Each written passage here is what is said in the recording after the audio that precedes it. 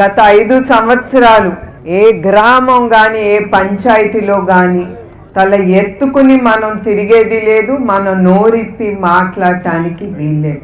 అది మనం అందరం గుర్తుంచుకోవాలి. ఎందుకంటే అప్పుడు మన తెలుగుదేశం కార్యకర్తలు చాలా ఎదుర్కొన్నారు, చాలా కేసులు కానీ అట్లానే చాలామంది మన తెలుగుదేశం పార్టీ కోసం వాళ్ళ జీవితాన్ని అంకితం చేశారు. ఒకప్పుడు మనం వినేవాళ్ళం బ్రిటిష్ సమయం అప్పుడు మహాత్మా గాంధీ మన స్వాతంత్రం కోసం చాలామంది వాళ్ళ జీవితాలు త్యాగాలు చేశారని. అట్లానే ఈ ఎలక్షన్ ఒక ఎత్తు. ఆ ఎలక్షన్ మనం గెలవాలని ప్రజలు కానీ మన తెలుగుదేశం కార్యకర్తలు, జనసేన, బీజేపీ కార్యకర్తలు ప్రతి ఒక్కరూ ప్రజల ప్రభుత్వం రావాలని అన్నీ ఎదుర్కొని వాళ్ళు చెయ్యి కలిపి వాళ్ళు మనకి స్వాతంత్రం తీసుకొచ్చిన ఘనత ఆ క్యాడర్కి, ఆ లీడర్కే దక్కుతుంది. అట్లానే మన ఆంధ్ర రాష్ట్ర ప్రజలు, ఎస్పెషల్లీ మహిళలు, ఏనాడు మీరు బయటికి రాని మహిళలు కూడా బయటకు వచ్చి మీరు మీ స్వాతంత్రం కోసం, అదే కాకుండా మీ బిడ్డలు కానీ మీ కుటుంబం కానీ చాలా అనుభవించారు. అవునా కాదా? అవన్నీ పోయి మంచి ప్రజల ప్రభుత్వం రావాలి, మనం సంతోషంగా ఉండాలని మీ ఓటుతో మన కూటమి ప్రభుత్వం అనేది తీసుకొచ్చాము. అట్లానే మన గ్రామంలో కూడా మన తెలుగుదేశం కార్యకర్తలు ఒకటే నేను కోరేది, మనందరం ప్రజలు అందరినీ ఒక్కొక్కరిని కలుపుకుని వెళ్ళాలి. ఏ పార్టీ అయినా పర్వాలేదు, చివరికి మన గ్రామం అనేది మిగిలిపోవాలి, మన రాష్ట్రం అభివృద్ధి చెందాలి. అది మీ ధ్యాస అంతా దాని మీద ఉండాలి. అది నేను కోరుకుంటున్నాను. అట్లానే ఈ పండుగ వాతావరణం కానీ ఎక్కడికి వెళ్ళినా చాలా సంతోషంగా మీరు నన్ను ఆహ్వానిస్తున్నారంటే అది మీరు చూపించే గౌరవం మీ నాయకుడు చంద్రబాబు నాయుడు గారి మీద. ఆయన మీద ఉన్న గౌరవం ఒక సతీమణిగా నాకు దక్కుతాంది.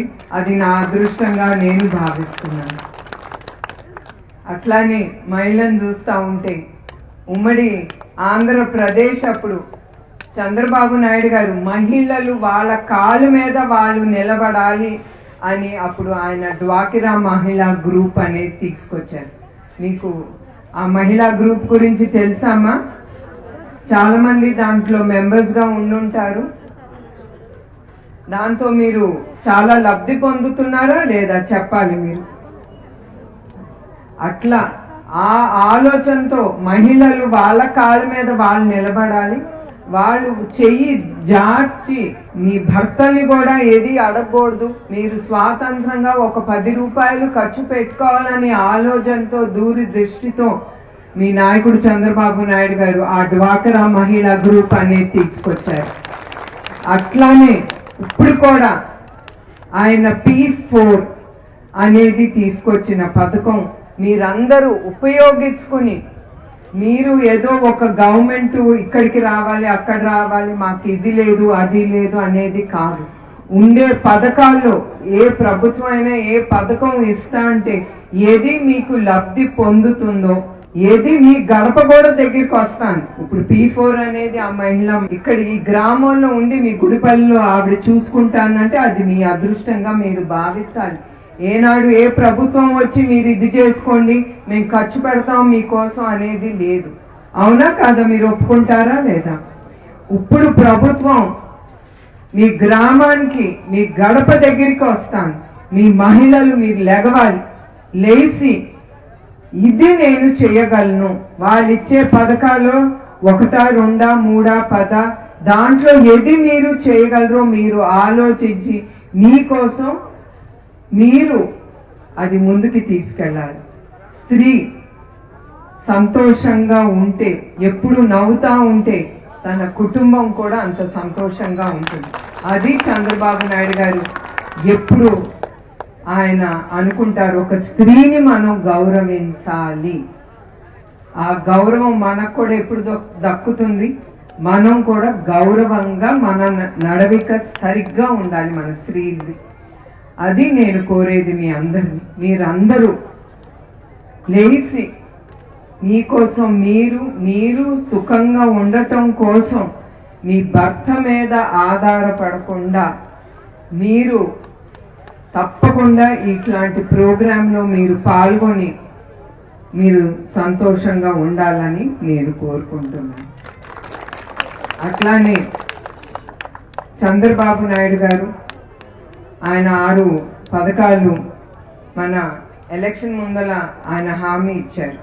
యావత్ ఆంధ్రప్రదేశ్ ప్రజలందరి కోసం ఈ పథకాలు ఆయన తీసుకొస్తా అన్నారు. అట్లానే ఆయన అమలు చేశారు. అది అమలు చేయకంటే ముందల ఎలక్షన్ ముందల నేను అడిగాను ఆయన్ని, ఈ పథకాలన్నీ మీరు ఎట్లా ఇంత డబ్బు ప్రజల కోసం మీరు ఎక్కడి నుంచి తీసుకొస్తారు? ముందలుండే ప్రభుత్వం ఖజానా అంతా ఖాళీ చేశారు, మరి ఎక్కడి నుంచి మీరు తీసుకురాగలరని ఆయన ఒకటే నమ్మారు. ఆయన మీద ఆయన నమ్మారు.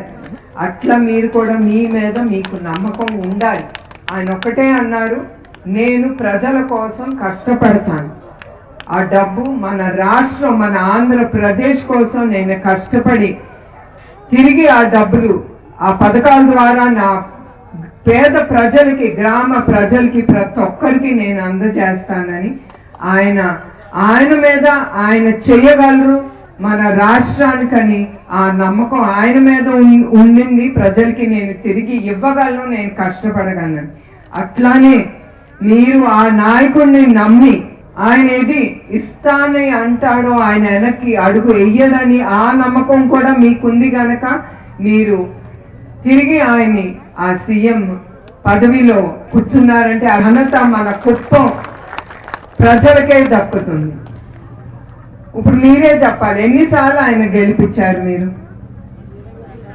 8 సార్లు అంటే ఎన్ని సంవత్సరాలమ్మా?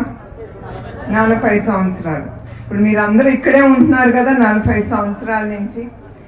మీరు 40 సంవత్సరాల ముందల మీ గ్రామం కానీ మన కుప్పం కానీ ఎట్లా ఉంది మీరు ఆలోచించాను. ప్రతి ఒక్కరు ఇప్పుడు ఎట్లా ఉంది అనేది ఆలోచించాను. అట్లానే చంద్రబాబు నాయుడు గారు ఒక్క గ్రామం కాదు ఆయనకుంది, కుప్పం ఒక్క నియోజకవర్గం కాదు. ఆయన నమ్మి మీరందరూ ఓటేసి ఆ పదవి ఇచ్చినప్పుడు ఆయన యావత్ ఆంధ్రప్రదేశ్లో ఎన్ని గ్రామాలు ఉన్నాయో మీరు ఆలోచించాలి. అట్లా ప్రతి ఒక్క గ్రామానికి నియోజకవర్గానికి ఏది అవసరమో అది ఆలోచించి ఆయన ముందుకి తీసుకెళ్తున్నాడు. అట్లానే ఆయన ఎప్పుడు కుప్పం ప్రజల్ని ఎప్పుడు ఆయన మర్చిపోరు, మా కుటుంబం కూడా మేము మర్చిపోం. అందుకే ఇవాళ ఈసారి ఆ నిజం గెలవాలి అనే అది ఎందుకు నేను చేపట్టానో ఆ దేవుడికే తెలుసు. ఆ ఏనాడు నేను బయటికి రాని మహిళని అట్లా నేను ఆ గ్రామాల్లో తిరిగేటప్పుడు ఆ స్ఫూర్తి మీ నుంచే నాకు వచ్చింది, ప్రజల నుంచి.